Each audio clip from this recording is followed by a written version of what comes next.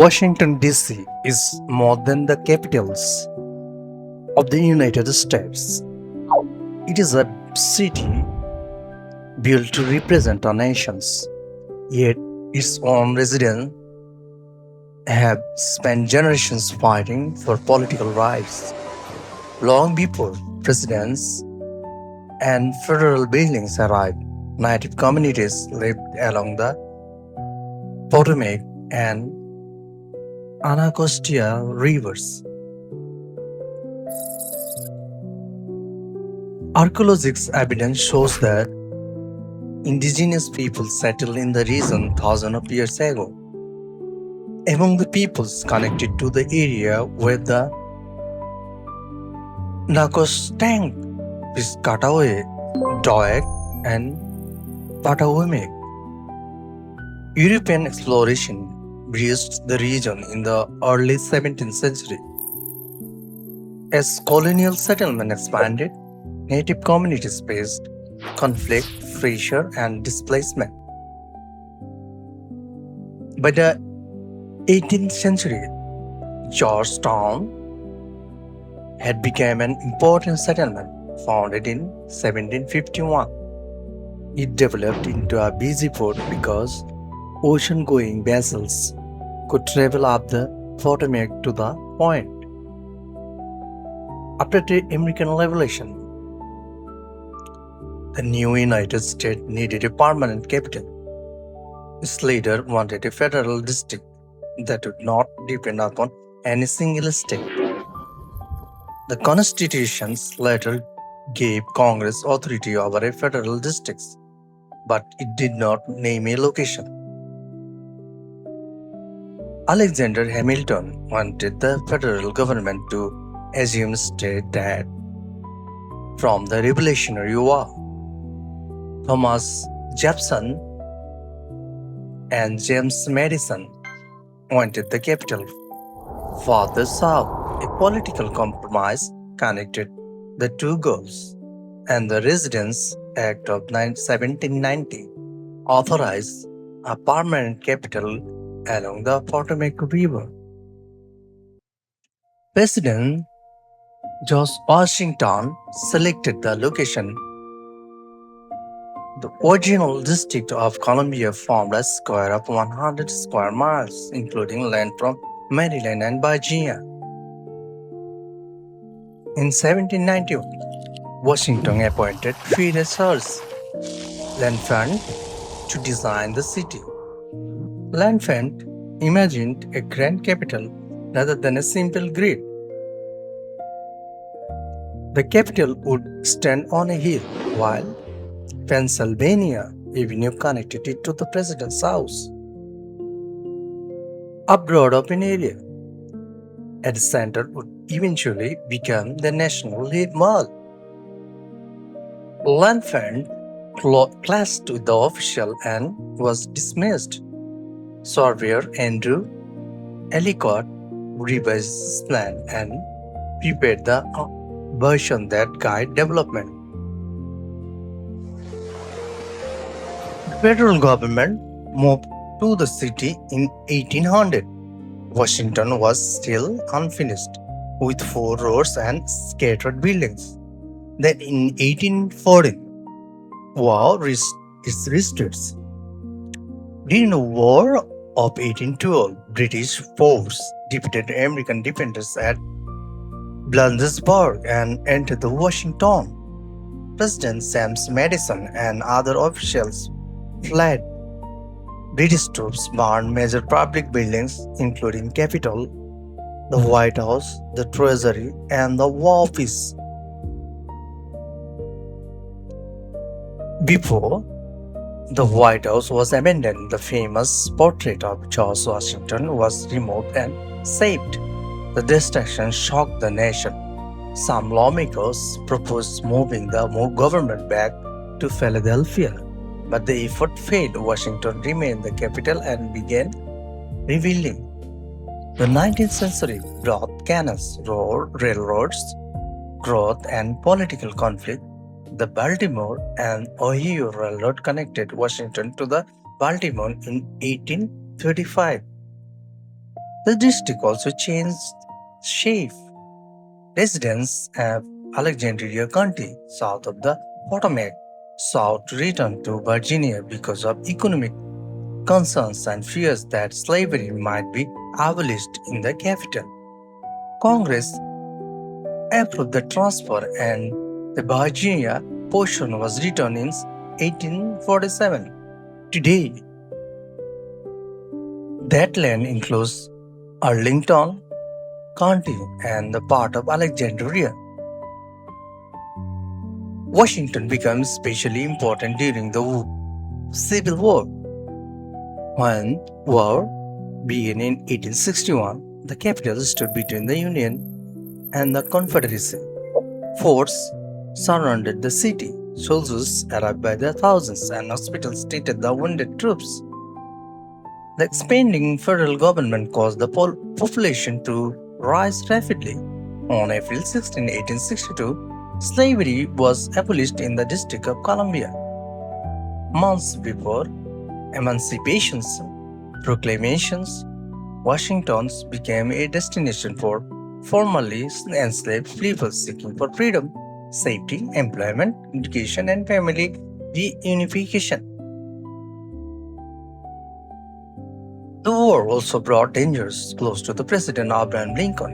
In 1864, he visited Fort Stevens while Confederate forces threatened the city. Less than a year later, on April 14, 1865, Lincoln was shot at Fort Stewart. He died the next morning in a boarding house across the state. After the war, Washington grew, but basic service remained poor. Streets were muddy, sanitation was weak, and housing was often unhealthy. In the 1870s, territorial government Alexander was Shepherd launched major modernization projects. Roads were paved and sewers improved, but the spending created enormous debt. Congress ended the territorial government and placed Washington under appointment commissioners.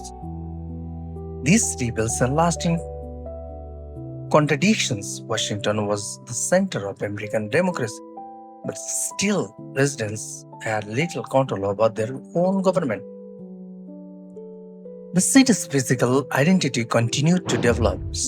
Streetcars encouraged new neighborhoods. The Washington Monument was completed in 1884.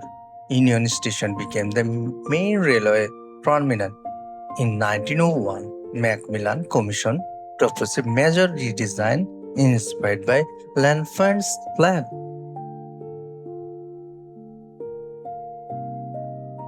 The Macmillan Plan recognized the National Mall and influenced the construction of government buildings, museums, and memorials. The Lincoln Memorials, completed in 1922, became one of its greatest symbols. Yet behind the monumental image was another Washington. The city had a large and influential African American population. The U Street Corridor became a center of black business, music, education, and culture. Dunbar High School gained a national reputation for academic excellence because teachers were treated as federal workers. Black and white teachers received equal pay even while schools remained segregated. Federal policy also reinforced discriminations, beginning under President Woodrow Wilson in 1913. Several federal governments and departments segregated workplaces and facilities. Racial violence erupted in 1999. When white mobs attacked black residents, the black community organized to defend itself. During the Great Depression and World War II, the federal government expanded again. New agencies and office buildings reshaped Washington. The population rose dramatically, producing crowded housing and pressure on transportation. The Pentagon was built across the river in Arlington to bring military officers together. After the war, the struggle for civil rights became central to the city's identity. In 1954, the Supreme Court ruled in Wooling versus Sharp that segregations in the district's public schools and unconstitutional. The Washington became one of the first major cities required to integrate its school. By 1957, it was the first major American city with a majority black populations. On August 28, 1963, hundreds of thousands gathered at the Lincoln Memorial for the March on Washington for Jobs and Freedom. Martin Luther King Jr. delivered his I Have a Dream speech there. The National Mall became not only ceremonial space but also a stage for democratic demand. 5 years later, King assassination triggered grief and unrest. Riots damaged U Street, Columbia Heights, and other neighborhoods. Businesses closed, residents moved away, and some areas suffered decades of neglect. Political reform came slowly.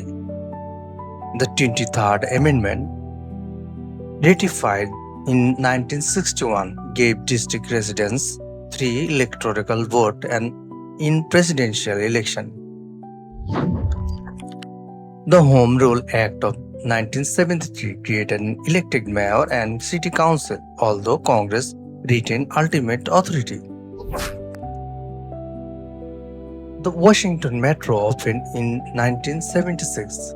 Its stations connected communities and encouraged development in later decades. Downtown neighborhoods recovered and new investment brought and businesses and housing. But renewal also carried a cost. Rising property value and gentrification displaced some long-time residents, especially African American families.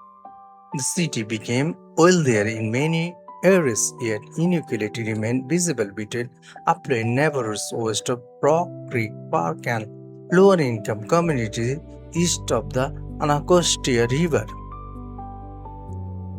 The 21st century brought new tests. The September 11 attacks, the Pentagon, and permanently changed security across the capitals. Various checkpoints restricted access became the part of the daily life. The 2013 Washington Navy Yard shooting brought another period of tragedy. On January 6, 2021, a violent crowded attacked the United States Capitol as Congress met to certify the presidential election. Images of breakdown windows, frightened lawmakers, and the overall police travel around the world. A building designed as a symbol of representative government became the scene of an assault on the democratic process. The history of Washington DC is not only the history of presidents, wars, and the government buildings, it is the story of native homelands, enslaved and freed people, migrants, teachers, workers, protesters, and the families. The capital was planned as a national symbol, but its deeper meaning comes from the people who survived its destruction, rebuilt its neighborhoods, challenged its injustice, and demanded a voice. Washington is a city of power. It also is still asking who has power, who is represented, and who belongs. Its monuments tell the story of the nations. As American wishes to remember it, its states tell the more complicated story of America as it has actually been.